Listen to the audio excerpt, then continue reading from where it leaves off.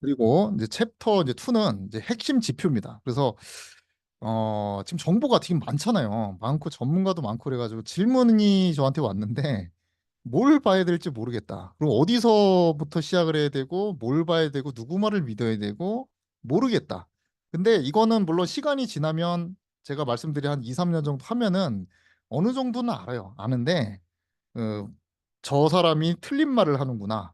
근데 누구나 이제 코끼리를 묘사함에 있어서 장님이 진짜 코끼리 만지듯이 그 사람들은 물론 알겠지. 아는데 유튜브 같은 경우에는 이제 클릭수 유도를 하는 게 핵심이잖아. 여러분 뭐 부자 만드는 게 목적이 아니고 많이 봐야 된단 말이야. 많이.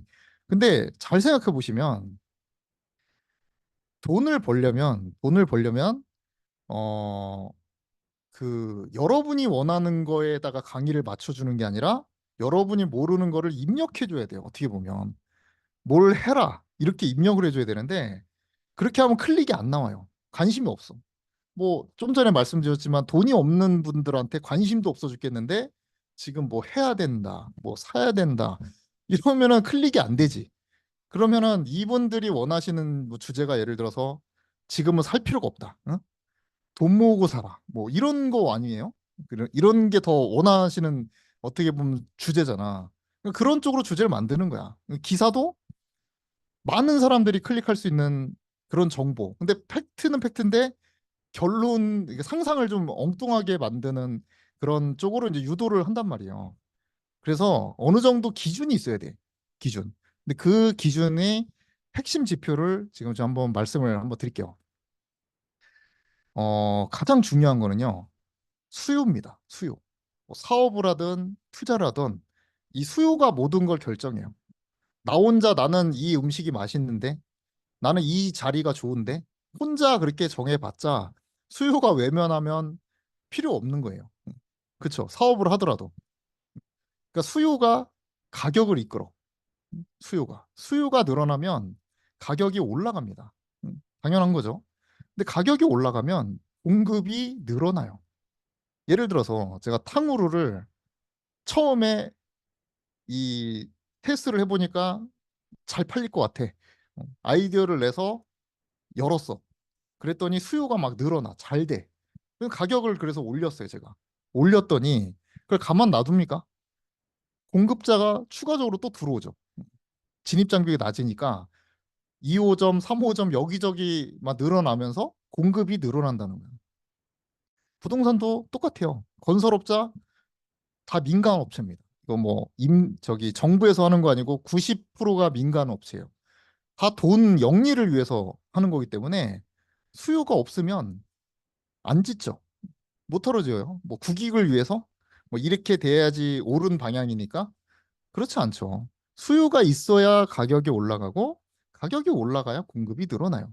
그래서 뒤에 말씀드리겠지만 지금 정부에서 왜 수요에 대한 규제를 안 하고 있느냐. 지금 서울에 그렇게 많이 가격이 뛰는데 옛날 같았으면 방법이 없는 것도 아니잖아요. 옛날에 문정권에서 다 수요를 28번이나 때려놔가지고 방법은 많아요. 수요 규제할 수 있는 방법은 조정지역 다 묶어버리고 예? 아니면은 뭐 진짜 DSR 뭐 2단 2단계가 아니라 막 3단계 하고 세금 때리고 이러면 수요가 줄 거 아니에요. 근데도 지금 뭐라고 하고 있냐면 추세적인 상승이 아니다. 응? 뭐 별거 아니라는 듯이 이렇게 방관하고 있는 이유는 여기에 목적이 있기 때문에 그런 거예요. 공급을 늘리는 목적을 가진 정부이기 때문에 일단은 수요를 늘려야 돼요. 그래서 22년에는 공급을 기존 물량을 늘리기 위해서 세금부터 줄였지만 23년부터는 본격적으로 수요를 늘리기 위한 작업을 많이 합니다. 잘 생각해 보시면 23년 1월에 어떤 일이 있었냐면 이제 둔촌주공이 미분양 나는 그 우려가 되는 사태가 있었어요. 그랬더니 이건 안 된다. 걔는 어떻게 보면 상징적이네요. 공급에 있어서는 얘가 만약에 미분양이 난다는 얘기 들으면 전국에 있는 모든 분양이 다 미분양 나고 안 좋은 쪽으로 갈 것 같으니까 수요를 올렸어요. 분양권 규제 해제하고 특례 보금자리론 아니 특례 맞죠? 9억 이하에 한해서 수요 밀고 어쨌든 미는 정책을 했어. 근데 왜 이 수요를 밀었냐면 가격이 뛰었거든. 먼저. 이 가격이 먼저 간 거예요. 원자재 상승이 되면서 분양가가 높으니까 미분양이 났잖아요. 그러니까 수요를 올리려면 혜택을 줘야지 그게 먹히니까 추가 공급이 지속될 수가 있었던 거죠. 있었는데 지금 또 최근에 또 이 재개발, 재건축 이런 공급들이 막히는 이유가 사업성이 안 나와서거든. 사업성이 안 나오면 사업성을 맞춰줘야 되는데 사업성을 어떤 식으로 맞추느냐? 가격을 올려야지만 사업성이 맞춰진다는 거야. 그래서 어느 정도 좀 맞춰지니까 이제 하반기에 공급이 되게 많이 나오고 있거든요. 그동안에 미뤄왔던 분양이 되게 많이 나오고 있고 준비를 또 하고 있고 그런 식으로 이제 선순환이 가는 건데 그렇게 되니까 이제 수요를 이제 어느 정도 규제하려는 움직임을 보이고 있는 겁니다. 그리고 이제 공급이 들어오면 이제 가격이 떨어진다. 뭐 대충 이런 게 로직인데 좀 더 디테일하게 봐야 돼요. 수요 파악하면 다 아시는 거예요, 여러분이. 사업도 뭐 제가 뭐 사업가는 아니지만 수요를 파악할 수 있으면 무조건 성공할 확률이 되게 높아요. 음, 어떤 사업을 하든 간에 아이템이 문제가 아니에요. 여러분들은 뭐 아이템, 노하우 이런 거에 되게 집중을 많이 하시는데 뭐 예를 들어서 백종원이 성공했던 프랜차이즈를 아무 데서나 해도 다 된다? 그 노하우를 전수받으면 아무 데서나 해도 된다? 그건 아니거든요. 수요가 다 틀리거든, 동네마다. 어디는 되고 어디는 안 돼요. 그래서 부동산도 제일 먼저 공부해야 될 거는 수요 파악이야. 수요 파악. 왜 증가하고 감소하느냐, 수요가. 저는 크게 네 가지로 구분을 하는데, 일단 첫 번째는 뭐냐. 화폐 가치가 하락하면 수요가 증가한다.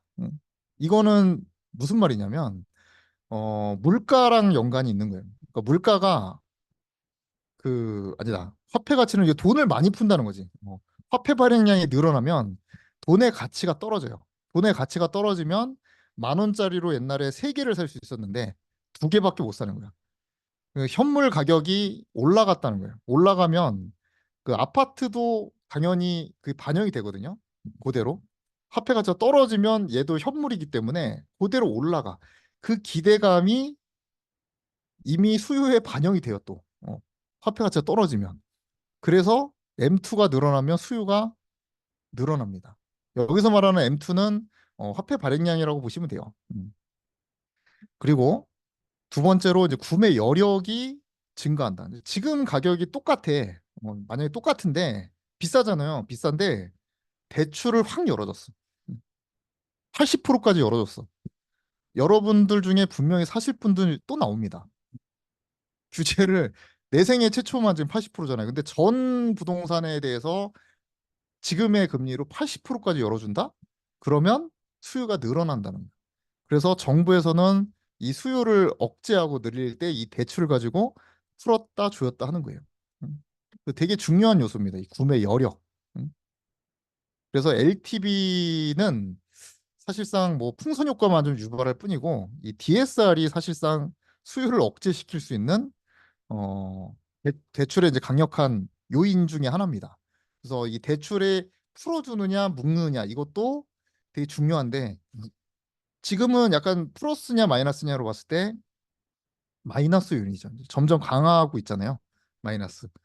화폐 가치는 지금 다시 지금 플러스로 좀 돌아섰습니다. 그리고 구매 부담이 중요해요. 부담이라는 건 뭐냐면 뭐 뒤에도 제가 나오겠지만 맨날 예시로 들은 게 여러분이 어떤 아파트가 8억에서 10억으로 올랐어요. 그럼 어떻게 생각을 하냐면 야, 나는 1년에 2천만 원 모으기도 힘든데 10년 모아야지 2억이 되는 건데 2억이나 올랐네? 그럼 비싼 거네라고 생각해요. 비싼 거네. 응? 아, 이거 비싸네, 이거. 더 떨어지겠네, 이제. 너무 고평가네. 그래서 뭐 PIR 뭐 이런 거를 자꾸 대입을 하는데 어, 이게 뭐 소득 대비해 가지고 몇 년 걸리느냐 이런 거로 하잖아요. 근데 지금 이런 시장이 아니에요, 지금. 이런 시장이 아니야. 무슨 말이냐? 8억짜리를 대출 받을 때 금리가 5%하고 10억을 대출 받았는데 금리가 4%하고 부담은 똑같다는 거야. 4천만 원이잖아. 1년에 4천만 원 내는 게 똑같아. 그럼 그 4천만 원이 부담인 거야. 자기 월급은 똑같이 거의 비슷하잖아요. 증감이 크지 않기 때문에 이자를 부담할 수 있는 능력이 어느 정도 정해져 있어요. 근데 부담이 줄잖아요. 예를 들어서 여러분이 200만 원 내다가 100만 원으로 줄었어. 대출 부담이. 그러면 대출 더 받아. 분명히 더 받아요. 그걸 뜻하는 거야. 근데 지금 금리가 내려가니까 당연히 이게 올라가는 겁니다. 여기서 또 내려간다? 또 올라가요. 근데 이거를 뭐 PIR 대입해가지고 내 소득이 대비해서 몇 년치 이렇게 생각하면은 상당히 잘못된 접근법이다. 이렇게 늘 말씀드리죠. 그래서 금리가 되게 중요합니다. 금리. 그리고 가격도 중요해요. 왜냐하면 둘 다 이제 변수인데 이 두 개의 합이에요. 합. 어떻게 보면 이 곱하기 합인데 뭐 4%로 내렸지만 4천만 원이지만 이게 12억이 됐어. 그럼 부담이 늘어나는 거죠. 가격이. 그럼 또 멈추게 돼 있어요, 수요가. 지금 약간 좀 너무 올랐다 싶은 거는 이제 요쪽만 보시는 건데, 요쪽만 보시는 건데, 이게 이제 내려갈지 올라갈지는 사실 이제 금리라는 변수가 더 중요하긴 한데, 만약에 금리가 똑같다 하더라도 이게 너무 올라가면은 부담스럽다는 거야. 얘는 4천만 원인데 12억이면 4,800이잖아요. 근데 내 월급은 비슷한데. 그래서 그게 되게 중요하다. 그리고 심리가 또 중요해요, 심리. 심리는 뭐냐면 이 주택을 삼에 있어서 되게 이성적으로 사는 것 같잖아요, 사람들이. 야, 이거 뭐 그러니까 보통 구매를 할 때는 이성적으로 사. 뭐 하나하나 다 비교해보고 따져보고 돈에 대비해서 어떤 게 더 가성비가 있냐 이런 거 따져보고 사는데 주택은 의외로 그렇게 사지를 않아요. 많은 분들이. 그냥 기대감, 올라갈 것 같으면 사. 그리고 떨어질 것 같으면 안 사요. 그게 이제 기대감과 공포라는 거야. 응? 예를 들어서 GTX가 개통이 된대 내년에. 그러면 이성적으로 여러분이 가성비를 매길 수가 있어요. 아, 그럼 내가 이렇게 해가지고 이만큼 이득이구나. 5% 정도 이득이니까 지금은 가는 게 맞겠구나. 이렇게 계산해서 사는 사람은 없어요. 그냥 야 오르겠지. 응? 개통되면 오르겠지. 그런 기대감이 있는 거고. 이 기대감을 플러스라고 제가 가정을 하면 이제 호재가 이제 이런 쪽에 해당하는 거고요. 뭐 삼성 반도체가 들어온다. 없잖아 지금. 용인에 뭐 삼성 반도체가 들어오고 하이닉스가 들어오고 아무것도 없어요 지금. 근데 기대감이 늘어나는 요인이라는 거 그런 게. 공포. 공포는 물량이 뭐 3기 신도시가 떼거지로 지금 안 들어왔는데 앞으로 들어온대. 어. 그리고 규제를 한대, 뭔가. 그러면 이런 게 이제 공포로 작용하는 거지. 근데 이 심리에 의해서 어, 수요가 왔다 갔다 한다는 거야. 왔다 갔다. 그러니까 이 심리 파악도 되게 중요한 거지. 그 수요를 파악하는 법이 뭐 이거 외에도 많겠지만 뭐 제가 그래도 핵심만 추려서 이제 하면 이 부담은 지금 어떻게 보면 금리가 지금 내려가서 지금까지는 플러스 요인이었는데 이게 좀 마이너스 쪽으로 약간 좀 간 것 같아요. 지금. 왜냐하면 가격이 너무 올랐어. 금리는 뭐 거의 비슷한데 조금 내렸나? 조금 내렸는데 가격이 지금 너무 올라가지고 부담이 약간 늘었어요. 연초에 대비해서. 그래서 이게 좀 마이너스적인 지금 수준에 좀 있는 거고 이게 시간이 지나면 소득이 또 늘어나잖아요. 여기 뭐 소득도 있겠네. 소득 늘어나는 건데 시간이 좀 걸리기 때문에 시간이 지나가면 또 부담이 저절로 줄어들어요. 뭐 나 신입사원 때 월급하고 지금 내 월급하고 늘어났잖아요. 그럼 그 100만 원 늘어난 게 한 2억 정도는 더 빌릴 수 있는 돈이에요. 사실은. 2억에다가 한 4% 정도 하면은 1년에 8천 아니 800만 원이잖아요. 거기에다가 이제 원리금 뭐 이런 거 하면 100만 원 좀 안 될 텐데 내 월급이 100만 원으로 난다는 거는 2억을 더 빌릴 수 있다는 거거든.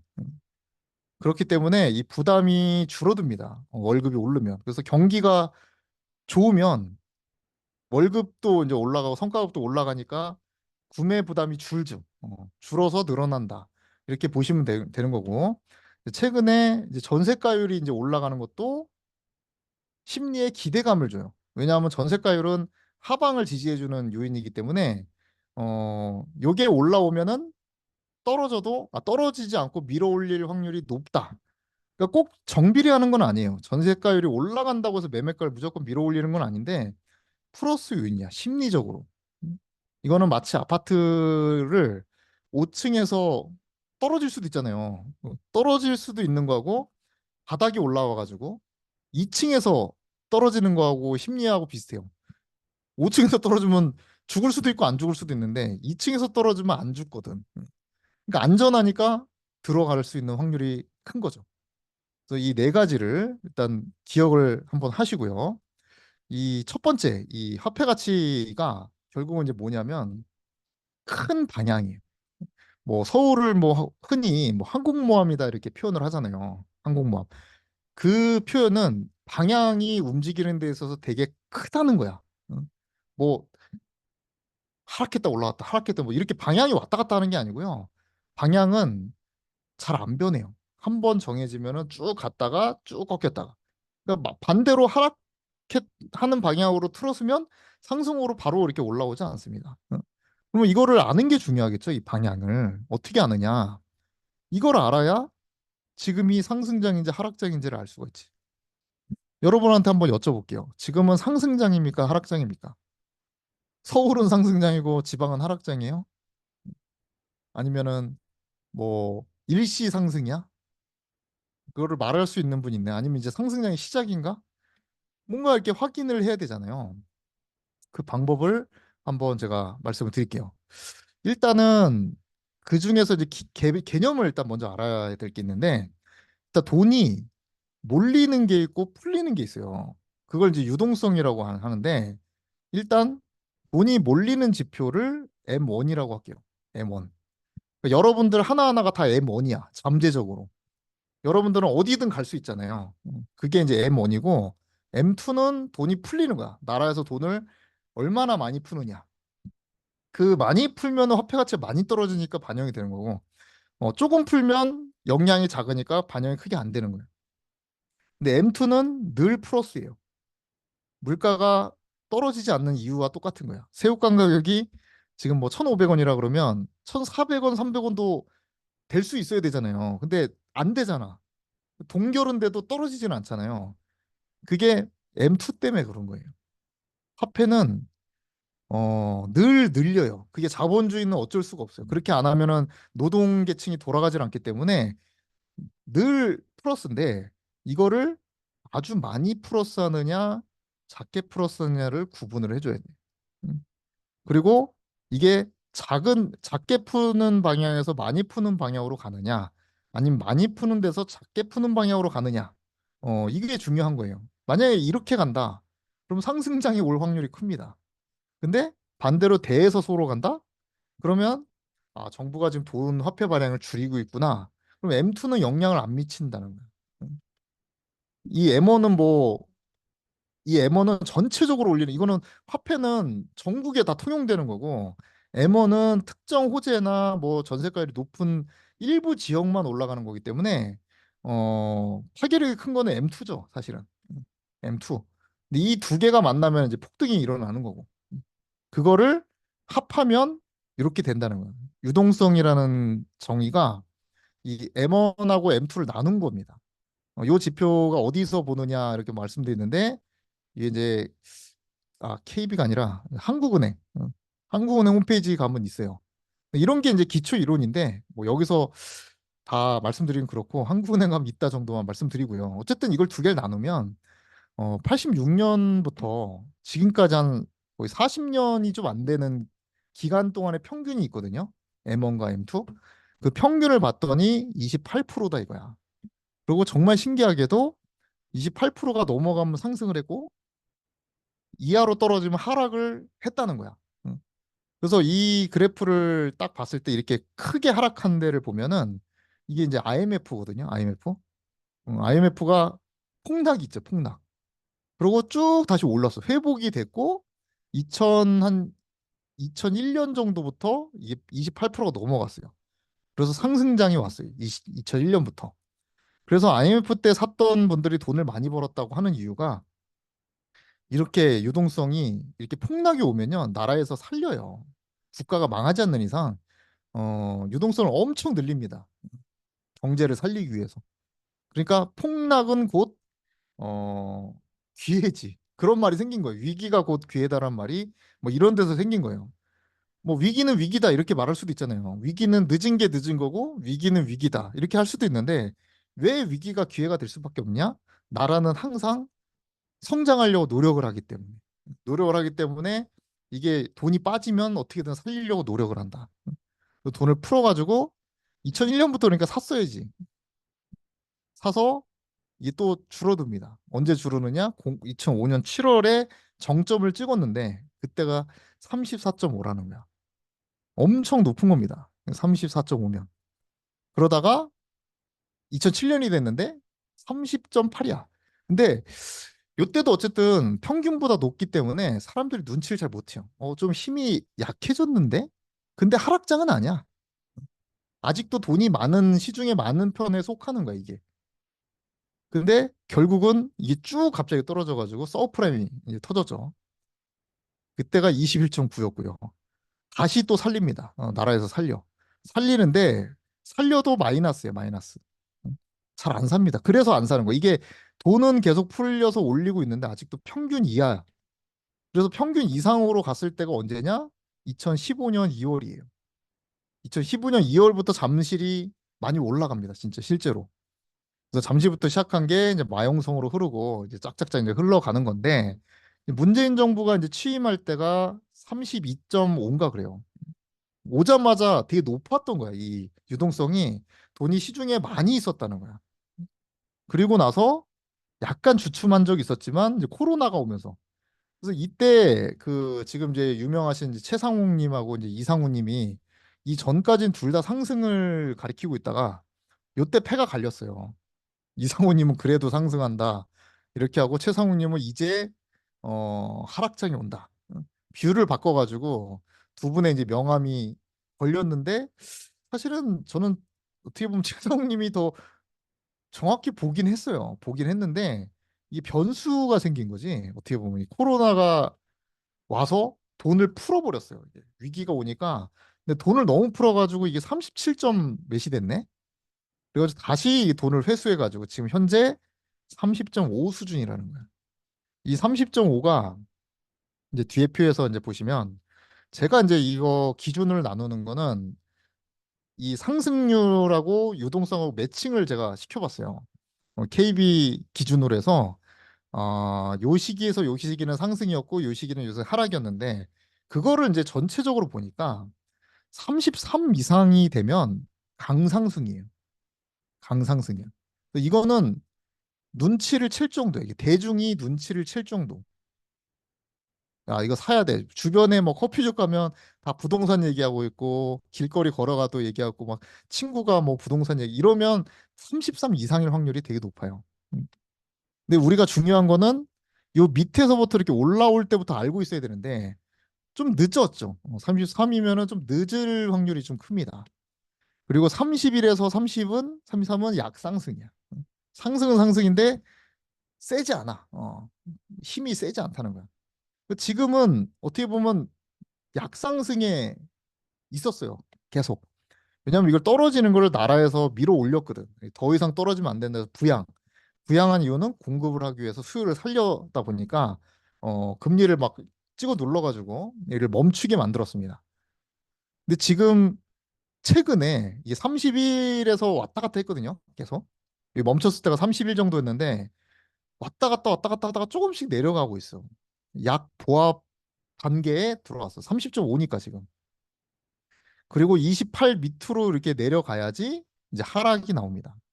그리고 25 밑으로 내려오면 강력한 하락이 나온다는 거야. 강력한 하락이. 음. 근데 왜 이 금융위기 때 아니 금리 인상 때는 위에 있었는데 하락을 했느냐? 어 그게 이번에 이제 처음 발생한 일입니다. 처음. 그러니까 이게 이 크기도 중요한 거야. 이 크기도. 이렇게 떨어졌을 때는 2000 요때도 하락을 했어요, 실제로.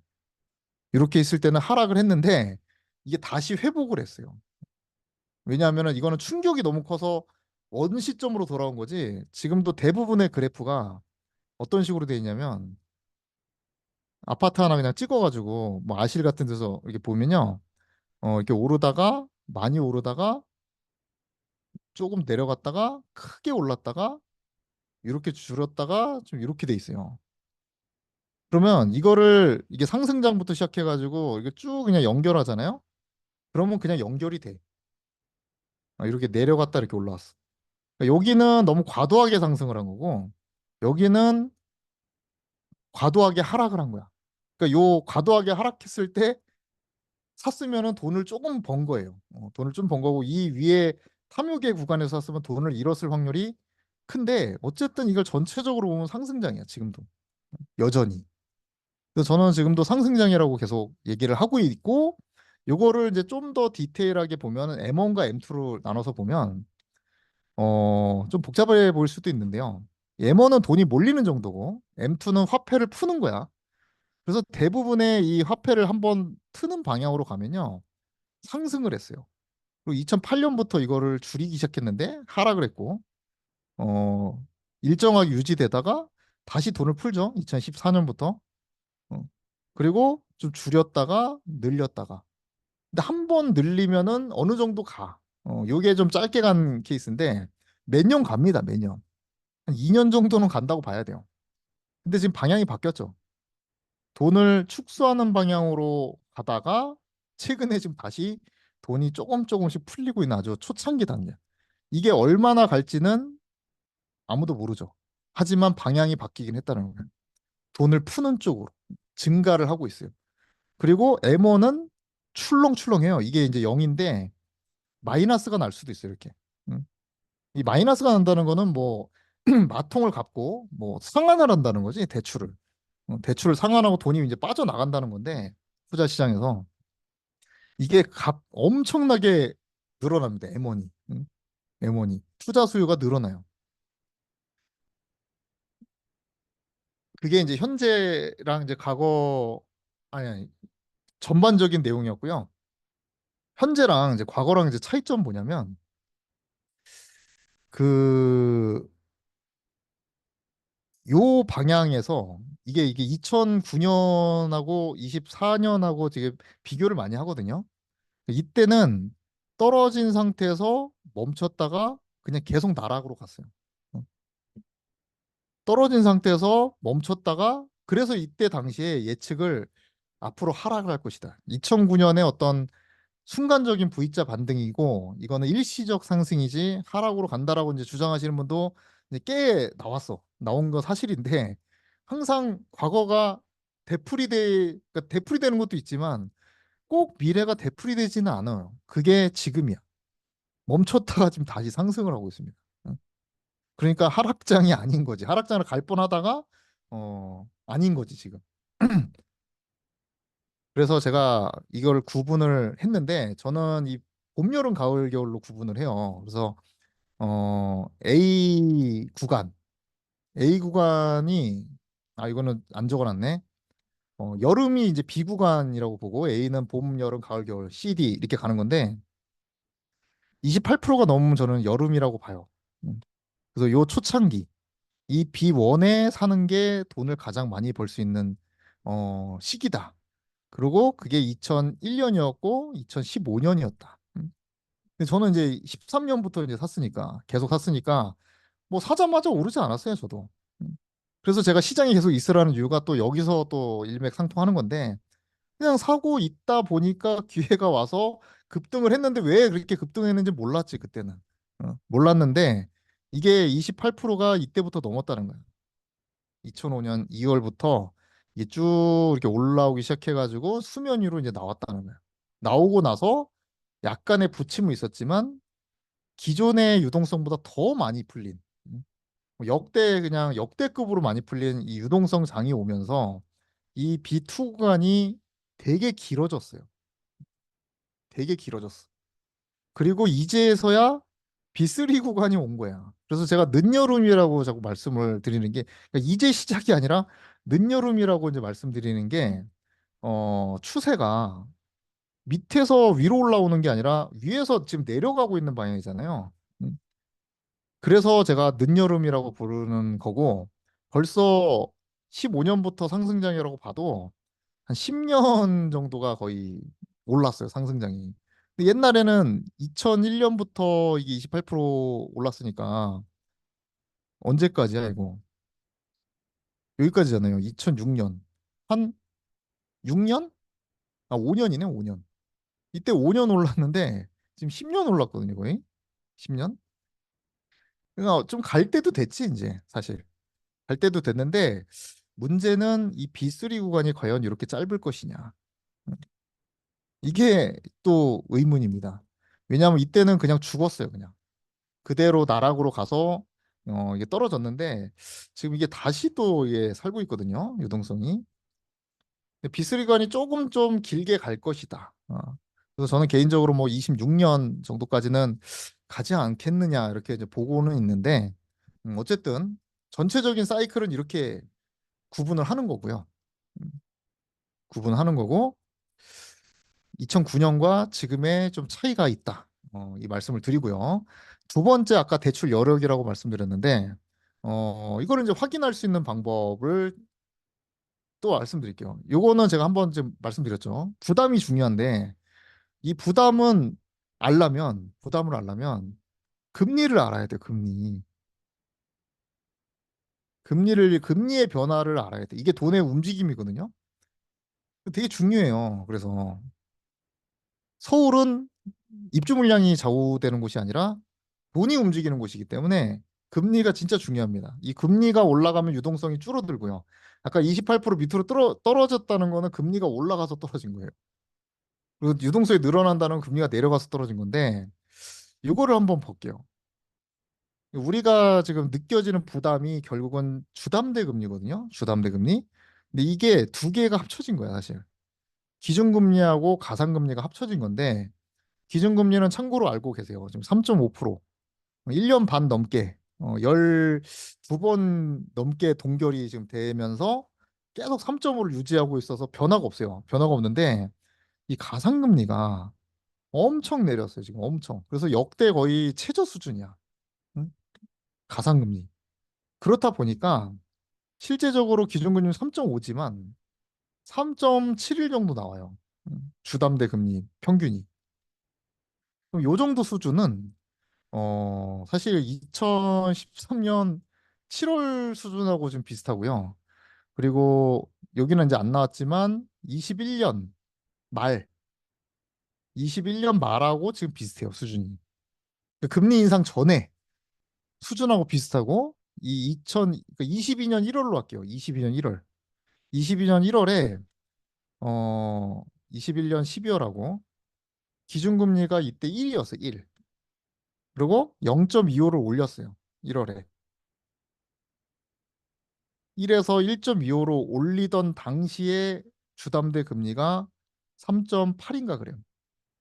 왜? 이때는 가상금리를 엄청 올렸거든요. 이 두 개가 합친 거라 그랬잖아요. 그러니까 이게 기준금리 되게 낮았어요. 1%대였는데 한 3.8인가 그랬어 그때. 3.89 정도 됐어요. 근데 지금 3.5인 이 시절에 금리가 22년 1월하고 보다 조금 더 낮다는 거야. 그러니까 제가 이 참여를 자꾸 빨리 하라는 게 아까 그 시드가 없는 구린이님인데 강의를 들으면 도움이 될까요? 이렇게 이제 질문하신 분이 있잖아요. 그럼 제가 한번 질문을 한번 해볼게요. 22년 1월에 분위기가 기억이 나시는지, 21년 말의 분위기가 기억이 나시는지, 그때 하락했나요? 부동산 가격이 하락했어요? 분위기가 어떤지가 기억이 나야 돼. 그래야지 지금하고 이제 비교를 할 수가 있는 건데 하락 안 했어요, 그때. 수요만 없어졌어요. DSR 걸면서 수요는 없어졌는데 가격은 하락을 안 했어요. 왜냐하면 금리가 그렇게 않았고, 어, 비싸지 않았고, 뭐 일시적 이렇게 막 오를지 몰랐으니까 내리지도 않았죠, 가격이. 근데 어쨌든 지금 그때보다 연말보다 금리가 더 낮으니까 최근에 정고점을 넘어서는 현상이 벌어지고 있는 거예요. 최고점에. 근데 저도 이렇게 가상금리를 이렇게까지 낮출 줄은 예상을 못했고, 그럼 여기서 이제 말씀드리고 싶은 건 뭐냐면, 기준금리가 이제 내릴 거라는 거에서는 의심을 하는 사람이 없어요, 지금. 3.5에서 내린다. 얼마가 될지 모르겠지만 0.25 정도 내리겠죠. 3.25로 내려갔을 때 과연 이 주담대 금리가 떨어지겠느냐, 올라가겠느냐. 이거를 아무도 모른다는 거야. 왜냐하면 이 변수가 너무 크기 때문에 지금 여기서부터 여기까지 레인지가 음, 이거 올리면은 올라가는 거예요, 주담대 금리. 그리고 이 노란색이 상승 구간이고 파란색이 하락 구간이었거든요. 제가 이걸 대입을 시켜놓은 건데 이때 당시 앞에서부터 보면 계속 내렸어요. 기준금리 내리고 가상금리 내리고 주담대금리가 엄청 내리니까 상승이 계속 유지가 됐어요. 계속. 불장이었지 뭐 쉽게 말해서. 지금 뭐 서울 거래량 7천 건 정도 나왔다 그러는데 이 당시 2006년에 기록 보면은 한 18,000, 19,000, 뭐 거의 2만 건 가까이 나왔어 그때. 그 정도로 불장이었다고. 그리고 2006년부터 이게 이제 기준금리 올립니다. 이렇게. 근데 이런 걸 좀 알았더라면 분위기가 변화하고 있음을 감지를 해야 되는데 옛날에는 그렇게 데이터가 그렇게 많이 없어서 아마 모르셨을 거야. 그래서 지금 공부를 하는 거예요. 역사를 공부하는 거야. 그래서 올리고 이게 내리긴 했지만 결국은 올라갔어요. 주담대금리. 왜냐하면 이 가상금리 내리는 속도보다 얘도 뭐 결국은 올라갔지만 이거 올리는 속도가 너무 빨랐거든. 7.25, 7.25. 그러니까 이게 서브프라임 났을 때 서브프라임이 뭔지 모르시는 분들도 아마 계실 거예요, 아마. 이때 너무 어려가지고. 그러니까 이게 프라임이 우량 자산을 가진 분들이에요. 그러니까 신용이 괜찮은 분들. 그걸 이제 프라임 군이라고 부르는데 가격이 계속 올라가다 보니까 미국도 계속 올라가다 보니까 저신용자한테도 빌려주기 시작한 거예요, 돈을. 그래서 지하철을 서브웨이라고 하잖아요. 아래에 있는 길이잖아, 서브웨이가. 그러니까 이 프라임 밑에 있는 분들이 서브프라임이란 말이야. 그 사람들한테도 대출을 빌려주니까 계속 올라가니까 어차피 100%도 막 빌려주고 그랬어요.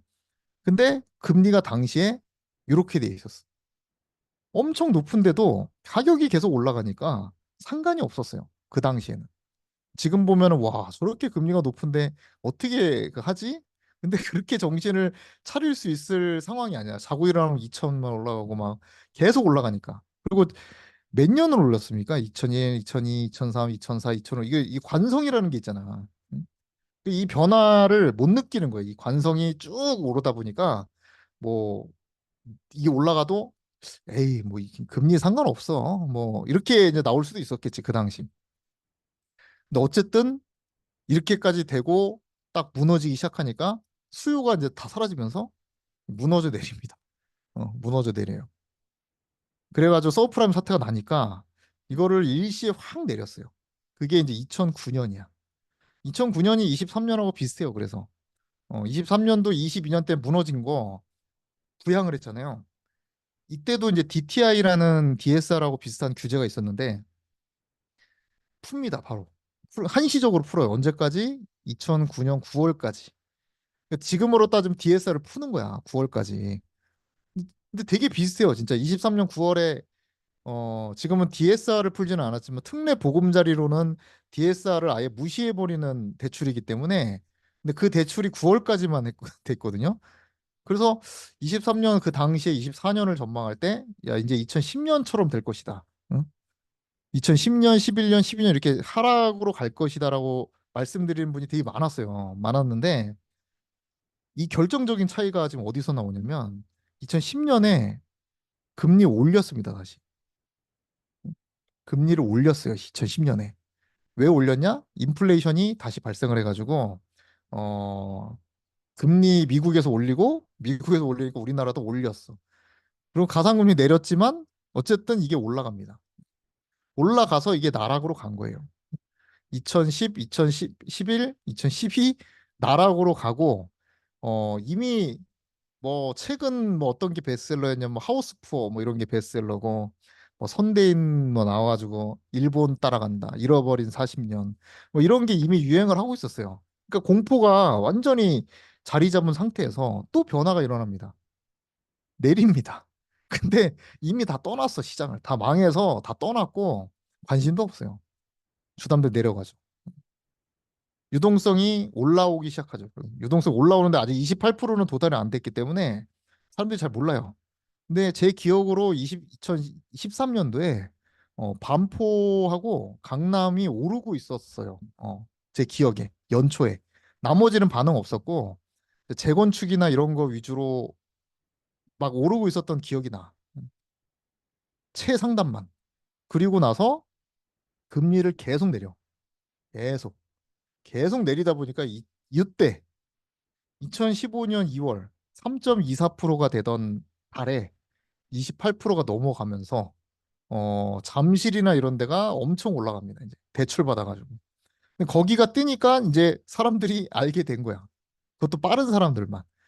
그러니까 저도 회사 다닐 때 2015년을 돌이켜 보면 저는 되게 열심히 하고 있었는데 그리고 현장도 뭐 가니까 그 분위기를 대충 알고 있었는데 주변 동료들은 아무것도 몰랐어요. 진짜 아무것도 모르고 관심 자체가 없으니까.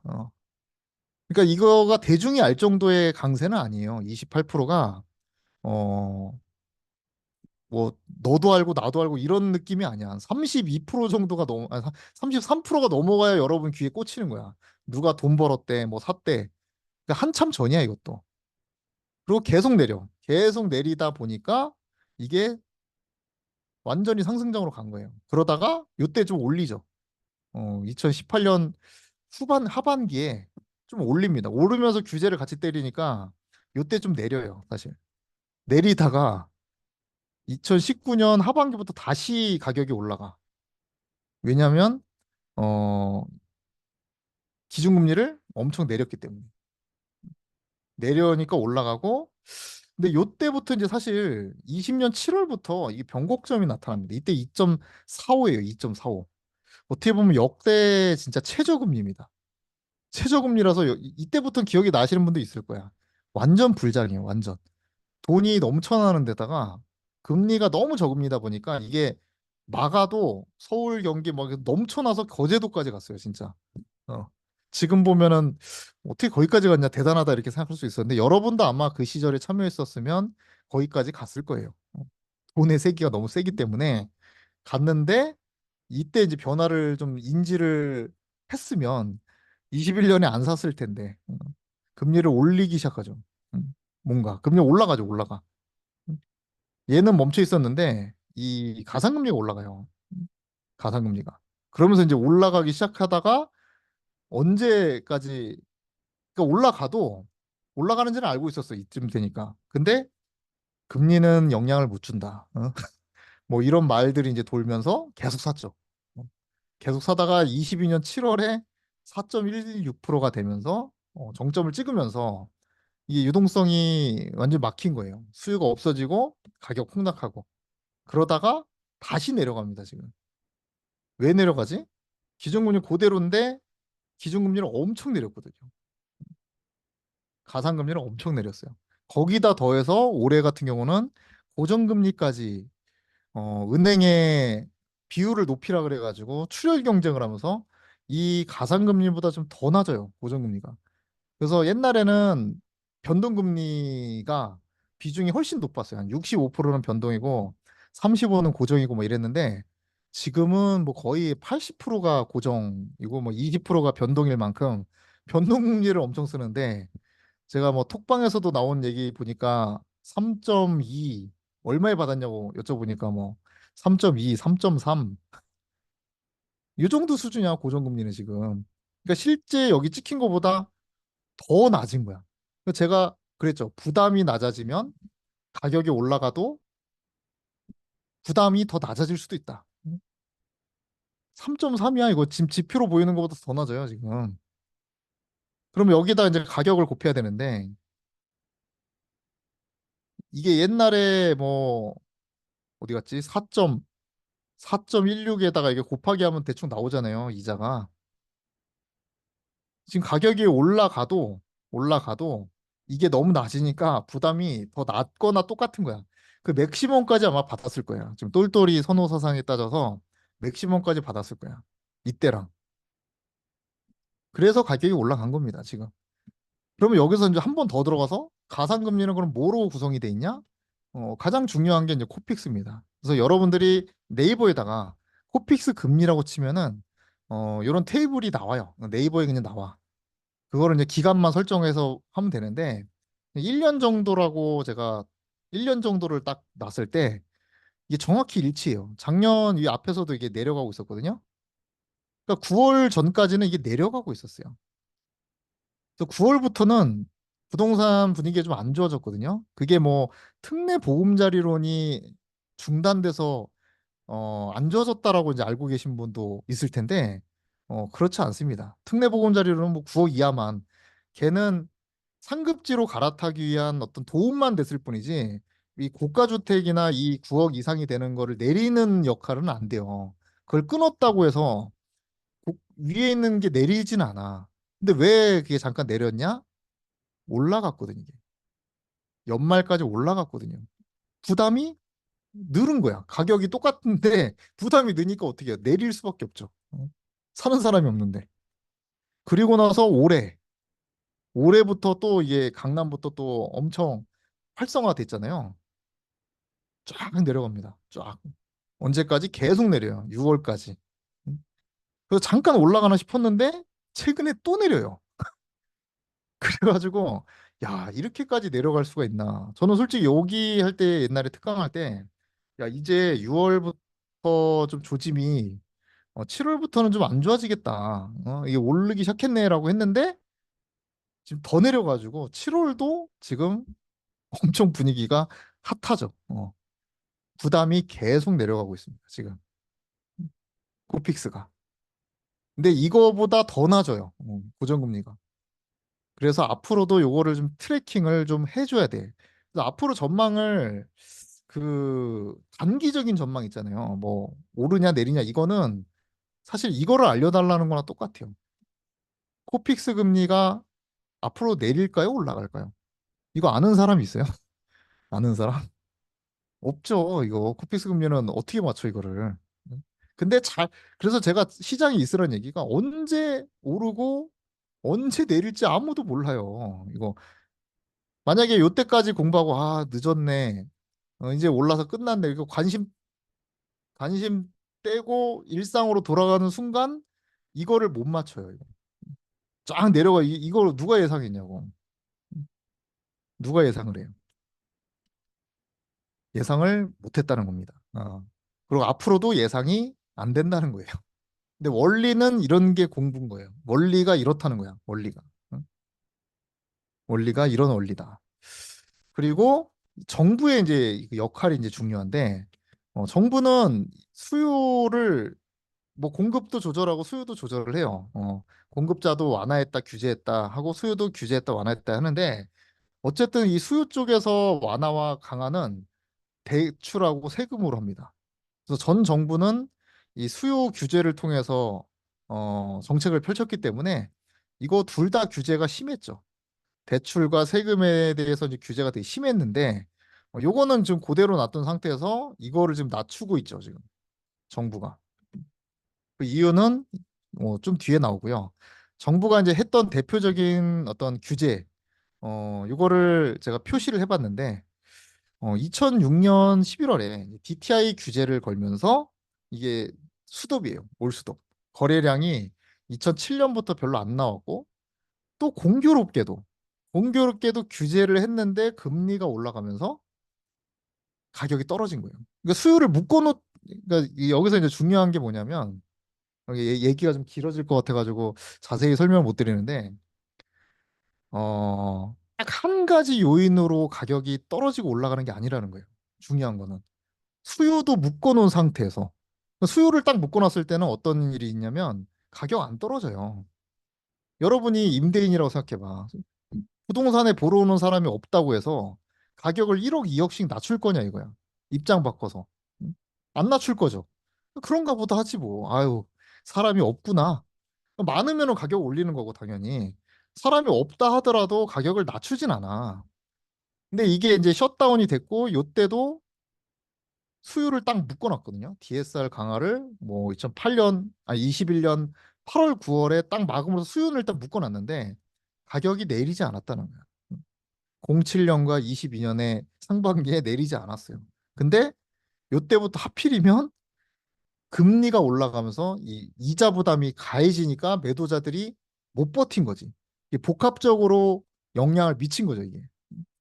근데 제가 말씀드렸죠. 2010년과 2024년의 차이점은 2010년은 금리가 계속 올라갔고 지금은 가상금리가 역대 최저가 되면서 끌어내렸다는 거예요.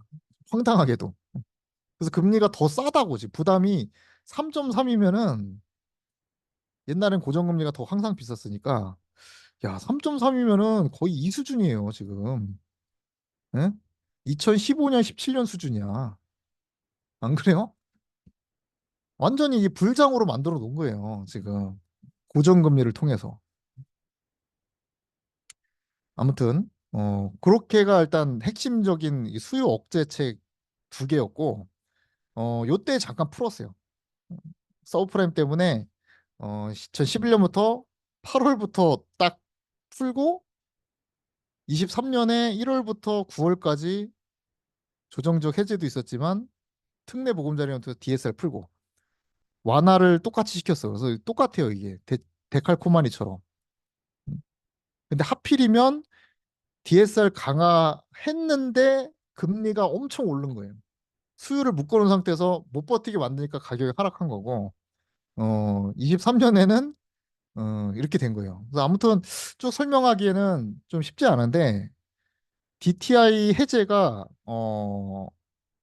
2013년에 13년에 해제가 됐습니다. 그러니까 언제 풀려요? DSR 언제 풀려요? 이렇게 뭐 질문 요즘은 잘 안 하시는데 지쳐가지고 한동안 되게 많이 했거든요. 언제 풀리냐? 여기 나와 있네. 7년 뒤에 풀었네. 7년 뒤에. 그러니까 뭐 역사가 반복되라는 법은 없지만 이대로라면 28년에 풀리네요, 여러분. 28년에. 하여튼 포기하세요. 상당히 오래 걸립니다. 상당히 오래 걸려요. 이게 2013년이면 어떤 느낌이냐면 하락장을 10, 21, 12 그런데도 불안해가지고 이렇게 부동산 가면 붕어빵 팔고 막 김치 팔고 그랬어요. 막 그때 장사가 안 돼가지고 투잡 기본적으로 막 하고 그랬는데 그렇게 망했는데도 안 풀고 마지막에 푼 게 이거야. 그러니까 얘도 엄청 오랫동안 망해야 되기 때문에 이거보다 더 뒤로 갈 수도 있고요. 근데 이렇게 보면 요 해제의 이 순간이 얼마나 인생에서 중요한 시기였나 이거를 느끼게 되는 겁니다. 역사에서. 근데 대부분은 다 어떤 식으로 부동산을 접근하냐면 내가 돈이 생겼을 때 시작해야지. 내가 집이 필요할 때 시작해야지. 그렇게 할 게 아니라는 거예요. 한 번 놓치면요. 만약에 20 진짜 9년에 진짜 해제돼서 뭐 아니면 뭐 30년에 해제돼서 하락장을 쭉 거치다가 해제가 됐다. 그러면은 그때가 진짜 완전 바닥에서 상승장 초입이 되는 건데 요 시기를 놓친다? 뭐 바빴어요. 뭐 진급 준비하느라고 바빴어요. 연애했어요. 결혼한 출산했어요. 뭐 사유는 많지만 놓치면 끝장이에요. 끝장이고 저는 뭐 운 좋게 이때 시작이 돼서 이득을 봤지만은 저도 좀 아쉬운 건 뭐냐면 이때 확신까지 있었다면 필요가 아니라 확신까지 있었다면 진짜 많이 샀을 텐데. 이런 아쉬움이 있고 다음번에 이런 시기가 오면 많이 살 준비를 저는 하기 위해서 지금도 계속 있는 거고 준비하는 거고 포트폴리오도 미리 다 준비된 사람들이 이때 한 방으로 인해서 부자가 되는 거예요. 만약에 이때 샀으면 아마 퇴사는 뭐 17년이면은 뭐 그냥 바로 가는 거고 경제적 자유도 아마 이 정도 이거 많이 샀으면 이때 했을 것 같아요. 그냥 4년이면 끝나요. 인생이. 4년이면 이미 한 2, 30억 벌어가지고 그냥 바로 경제적 자유 그냥. 그 정도의 그 중요한 시기를 잡을 수가 있다는 거예요. 근데 지금 지루한 시기가 이제 가겠지. 당분간은 지루한 시기가 가겠지만 그때 빨리 준비가 돼 있는 사람이 돼야지 되는 거지. 돈 생겼을 때 시작하는 게 아니라는 거예요. 되게 큰 착각이에요, 그거는. 뭐 내가 초보니까, 나이가 어리니까, 돈이 없으니까. 그때 시작하겠다? 그러면 이 기회를 놓치는 겁니다. 참 이제 안타까운 게 제가 상담하다 보면 이게 시간이 길어지는데 큰일 났네. 같은 나이인데 19년에 결혼한 사람이 있고 20년에 결혼한 사람이 있고 21년에 결혼한 사람이 22년에 결혼한 사람이 있어요. 같은 나이인데. 여기 한 사람은 돈을 많이 벌었더라고. 그래도 약간 좀 하락장에 잡아가지고 많이 벌었고 여기 있는 사람은 약간 벌었고 여기서부터는 좀 잃었어요, 돈을. 그 출발이 좀 다르더라고. 근데 여기를 뭐 운이라고 볼 수는 있는데 뭐 이런 게 운이라고 생각할 수는 있는데 사실 전부터 준비를 했더라면 그렇게 꼭 운이라고만 볼 수는 없습니다. 이게 미리 준비를 했더라면. 그러니까 나를 운을 자꾸 바라지 말고 운에 노출돼 있는 사람이 되면 된다는 걸 말씀드리고 싶은 겁니다. 그래서 어쨌든 지금은 방향성이 유동성 이때가 이제 축소 기간이었고요. 이때가 이제 확대 기간이었고 지금은 유동성이 좀 축소해서 다시 확대 약간 왔다 갔다 하고 있는데 뭐 정리해 놓은 거예요, 제가 옛날에. 완화 규제, 완화 규제. 그러니까 사실 뭐 완화할 때가 오르고 아니 규제할 때가 오르고 완화할 때가 떨어지고 규제할 때 오르고 완화할 때 떨어지고 이게 뭐 이렇게 보일 수도 있는. 그럼 지금 완화니까 좀 완화하려고 노력하잖아요. 그럼 떨어지겠네? 라고 생각할 수도 있는데 꼭 그렇지는 않아요. 꼭 그렇지는 않아요. 이거를 현상을 이해를 해야지 암기를 하면 안 돼요. A는 B다 뭐 이런 식으로 암기를 하면 안 된다. 그리고 네 번째 이제 심리가 중요하다. 이거는 뭐냐면 이 파는 사람하고 사는 사람의 심리는 같을 수가 없다는 거예요. 그래서 맨날 이 계약서 쓸 때 서로 웃으면서 끝나기가 쉽지가 않습니다. 매도자도 막 하하하 즐겁고 매수자도 하하하 즐겁고 해피엔딩이 쉽지가 않아요. 왜냐하면 서로 생각이 다르거든. 응? 근데 언제 떨어지냐? 이거를 알려면 누구 심리가 중요하겠어요? 매도자 심리가 중요해요? 매수자 심리가 중요해요? 하락을 하려면 여기 써 있듯이 매도자 심리가 중요합니다. 응? 파는 사람의 심리가 무너져야 싸게 파는 거지 매수자가 없다고 해서 가격을 내리는 게 아니라는 거예요. 그리고 상승도 마찬가지야. 파는 사람이 뭐 호가를 막 올린다고 해서 이게 올라가는 게 아니에요. 수요가 붙어야 올라가는 거예요. 그러니까 상승을 원하면 상승에 내가 관심이 있으면 매수자 심리를 봐야 되는 거고 하락에 관심이 있으면 매도자 심리를 더 관심 있게 봐야 된다는 얘기입니다. 이런 게 원리예요, 원리. 음. 아까 제가 서두에 말씀드렸던 뭐랄까, 개념? 그러니까 이론 중에서도 약간 개념에 속하는 그런 원리거든요, 이런 게. 지표 보는 법은 그냥 공부해요. 그래서 쉽게 말하면 매도 심리가 높아진다는 건 팔려는 사람 늘어나는 거고 매수 심리 높아지는 건 사려는 사람이 많아지는 건데 이거를 이제 어떻게 보느냐. 막 이렇게 뭐 있잖아요, 그래프가. 그래서 저가 좀 나눴어요. 상승 시에는 누가 먼저 반응하느냐? 매도자가 먼저 반응을 합니다. 음. 그러니까 하락했다 이렇게 상승할 때 있잖아요. 매도자가 먼저 반응을 해. 이것도 외우지 말고 잘 생각을 해보세요. 왜 매수자보다 매도자가 먼저 반응을 할까?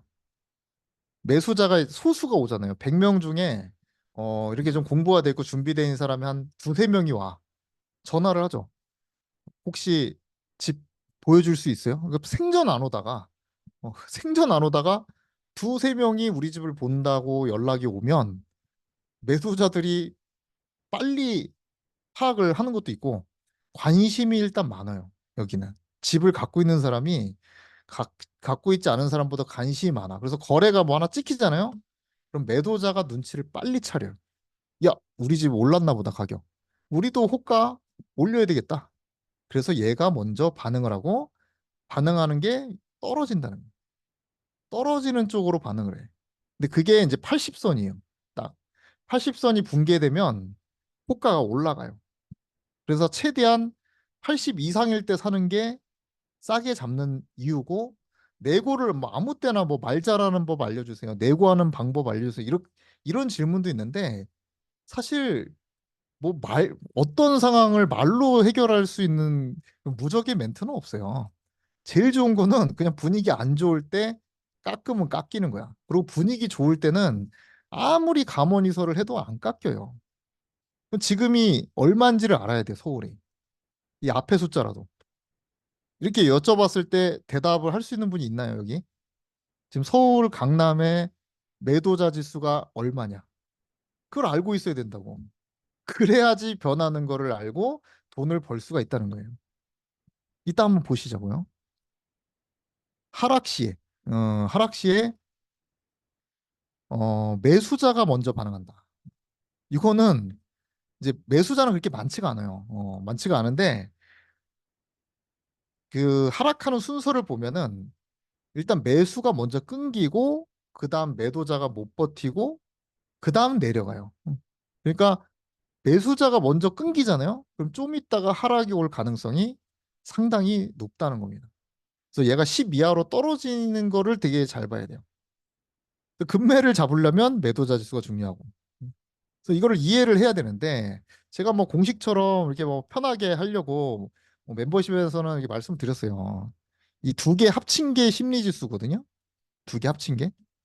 그러니까 100에서 쉽게 말하면 100에서 8려는 사람, 8려는 사람 빼고 뭐 80이다.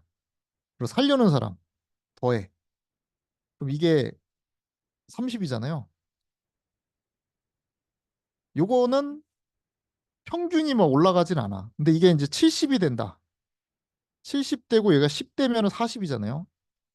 이때부터는 상승이라는 거야. 인지가 된다는 거예요. 대부분이 아, 이거 상승이구나. 심리 지수가 40이라는 거는 그런 거고 매도 지수가 이제 60, 80을 기억해라. 이거는 상승이냐 하락이냐의 어떤 기준이 된다. 그래서 좀 더 디테일하게 하면은 뭐 시간이 좀 길어지는데 최상급지는 이 90에서 80으로 떨어질 때를 봐야 되고요. 이게 평균이니까 최상급지는 먼저 움직이잖아요. 그래서 90대를 노려야 돼요. 싸게 살려면. 얘가 80대로 떨어지면 이제 움직이는 거야. 잠실이나 이런 강남 움직이는 거고. 상급지는 뭐 70에서 80에서 70. 뭐 요때 되면은 이제 다 감지가 되는 거야. 아, 지금 서울이 오르는구나. 응? 이때 되면은 완전 인지가 돼요. 인지. 지금 상승입니다. 이게 대답할 정도가 돼. 그럼 한번 보자고 거야, 지금. 이게 최근 거거든요. 매도 지수가 강남 40대예요. 40대. 응? 40대. 제가 이거 얼마에서 최상급지는 90에서 80으로 떨어질 때를 보라 그랬는데 그리고 60이 떨어지면은 인지가 된다 그랬죠. 40이면은 모르는 이 이상한 거예요. 모르면. 지금 강남이 올라가고 있다는 걸 모르면 이상한 거야. 엄청난 상승세입니다. 이거는.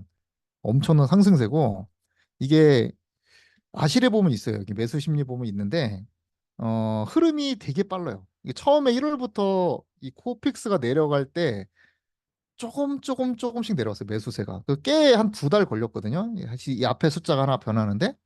근데 어느 순간부터는 이게 30대에서 40대로 가는데 3주, 3주, 60대 1주, 70대가 한 3주. 속도가 되게 빠르게 이렇게 올라가는 경향이 있고 이 매도자도 속도가 점점 빨라져요. 근데 하락하는 거 알려면은 이제 매도세를 봐야 된다 했는데 최근에 좀 유의미한 변화가 좀 하나 생겼어요. 뭐냐면 이게 계속 어떻게 보면 떨어졌거든요. 뭐 70, 67, 64, 63, 59, 57, 55, 48, 46, 45, 42. 근데 이게 43으로 처음으로 올랐어요, 지금. 물론 이게 신호탄인지 아닌지는 좀 더 봐야 됩니다. 아까 코픽스처럼 좀 더 봐야 돼. 근데 변화를 인지는 해야 된다는 거예요. 잠깐 지금 살려던 분도 잠깐만 좀만 지켜보자. 약간 그러니까 여전히 강세예요. 이 정도면 여전히 40 이상이잖아. 강세인데 어쨌든 변화는 생겼다는 거고. 강북도 이런 70대 일대 그 80에서 70으로 내려왔을 거 아니에요. 그런 변곡점을 잡았어야 된다는 거야. 그래서 이거 뭐 설명드릴 시간은 없는데 이런 변곡점들, 이렇게 하락장대를 보면은 이때 좀 하락장이잖아요. 이 DTI를 걸었다 그랬잖아. 11월부터. 이게 매도자 갑자기 확 변하죠. 30에서 40에서 50에서 70, 80으로 변하죠, 이제. 그러니까 왜 이런 게 변했는지를 알아내는 게 여러분의 부동산 공부라는 겁니다. 기록은 다 나와 있어요. 왜 이렇게 급격하게 변하는 거. 그 변곡점 하나하나가 뭔가 이유가 있는 거예요. 응? 지금 제가 뭐 답지를 말씀드리지만은 서브프라임이 발생을 했잖아요, 이때. 응? 그러니까 충격이 오니까 너도 나도 뭐 은행에서 자금 회수해가 그러니까 확 긁어 수요는 10, 20 뭐 이러다가 0점 몇. 응? 합하니까 이게 뭐 20대 뭐 이런 거고 2010년도에는 다 80, 70, 80 계속 80대고 90대 요때가 거의 없어요. 90. 하나, 두 개, 세 개, 네 개. 네 번 정도밖에 없어. 90대는. 그만큼 서울의 강남은 급매, 초급매 잡는 기간이 아주 짧다는 거야. 제가 90에서 80으로 내려갈 때가 중요하다 그러는데 이미 2013년 제가 아까 그래서 움직인다 그랬잖아요. 2013년 1월부터. 봐봐요. 여기 80대잖아, 지금. 아, 90대잖아. 거의. 89나 90이나.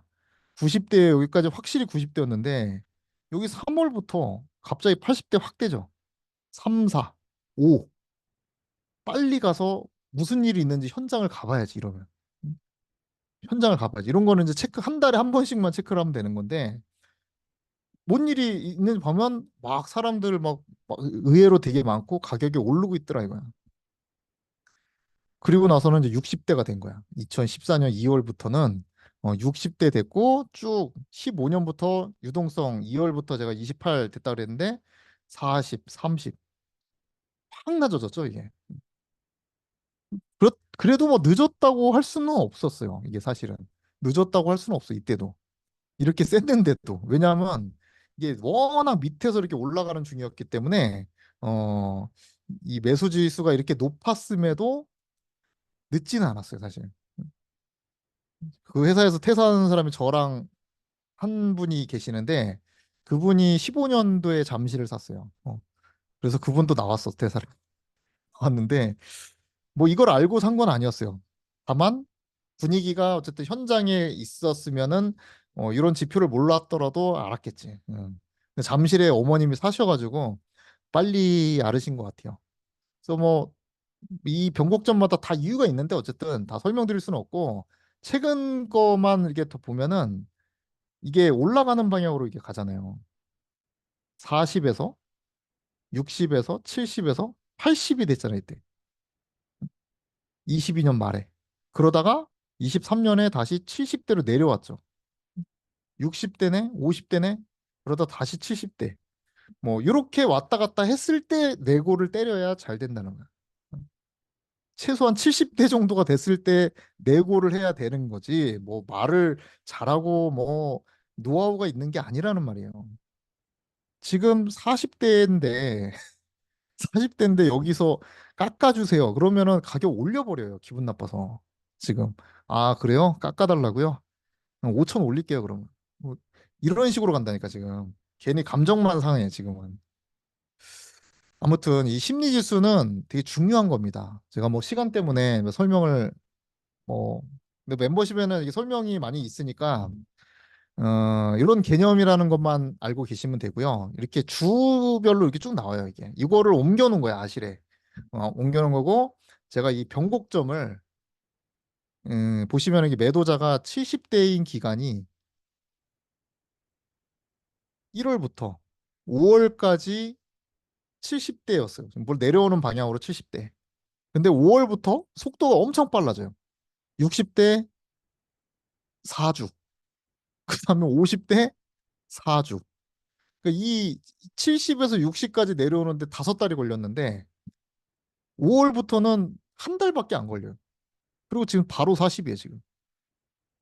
속도가 이 밑으로 갈수록 엄청 빠르죠. 그러니까 이게 또 아마 관심도 아마 요 시점에 5, 6, 7에 관심 생기신 분들이 많으실 텐데, 저 멤버십도 5, 6월 때부터 시작했으니까 그래서 많이 산 거긴 해요, 사실은.